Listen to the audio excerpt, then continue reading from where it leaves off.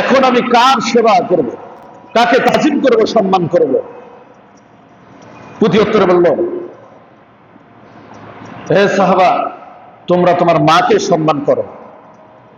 তৃতীয়বার আবার জিজ্ঞেস করল, ইয়া রাসূলুল্লাহ, ইয়া হাবিবাল্লাহ, এবার আমি কাকে সম্মান শ্রদ্ধা করব? তৃতীয়বার বললেন যে তুমি তোমার মাকে সম্মান শ্রদ্ধা করো। অর্থাৎ চতুর্থবার প্রশ্ন করা হলো, ইয়া রাসূলুল্লাহ, ইয়া হাবিবাল্লাহ, আমি কাকে সবচেয়ে সম্মান করব? রাসূল পাক সাল্লাল্লাহু আলাইহি ওয়াসাল্লাম বললেন, তোমার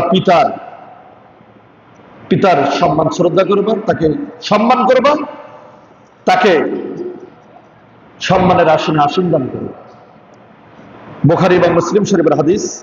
সম্মানিত মুসলিম ইকরাম, একবার, দুইবার, তিনবার রাসূল পাক সাল্লাল্লাহু আলাইহি ওয়াসাল্লাম বললেন, তোমার মাতার, তোমার মায়ের, আবার বললেন তোমার মায়ের, আবার তোমার মায়ের সন্তুষ্টি অর্জন করবা। সম্মানিত মুসলিম ইকরাম, তাহলে মা আমাদেরকে গর্ভে ধারণ করেছে, লালন পালন করেছে। সেই মা আজকে অনেকের কবরে চলে গেছে, আজকে অনেকের মা বার্ধক্যে পৌঁছে গেছে। যাদের মা বাবা এখনো জীবিত আছে তারা অনেক ভাগ্যবান। এজন্য বাবা মার সেবা যত্ন করা আমাদের একান্ত দায়িত্ব, কর্তব্য। এজন্য আজকে আমরা যদি তাদের সাথে ভালো আচরণ করি, তাদের সাথে ভালো ব্যবহার করি, তাদের চাহিদাগুলো আমাদেরকে পূরণ করতে হবে। যদি আমরা করতে পারি, আমরা একদিন বার্ধক্যে পৌঁছে যাব।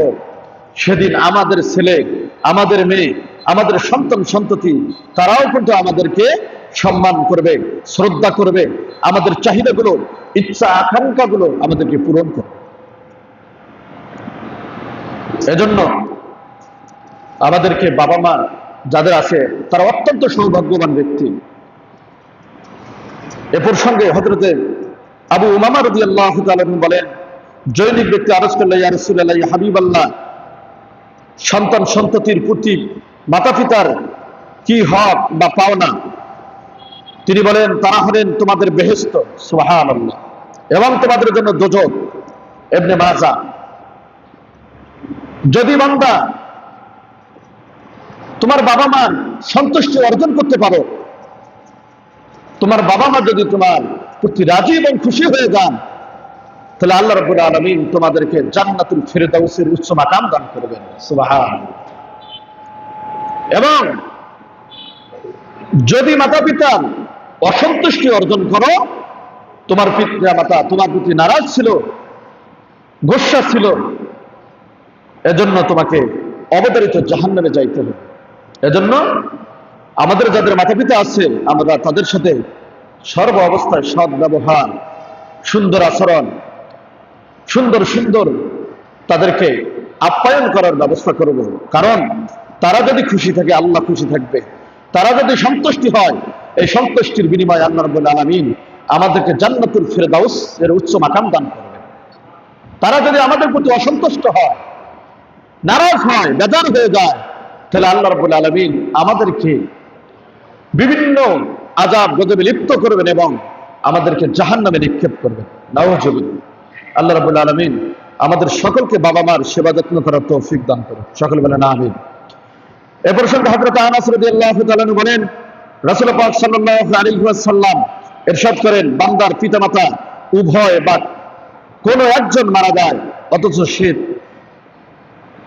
সে তাদের সাথে অসৎ ব্যবহার করেছে, অতঃপর সে সদা সর্বদা তাদের জন্য দোয়া করতে থাকবে এবং তাদের জন্য আল্লাহ পাকের নিকট মাগফিরাত কামনা করতে থাকবে।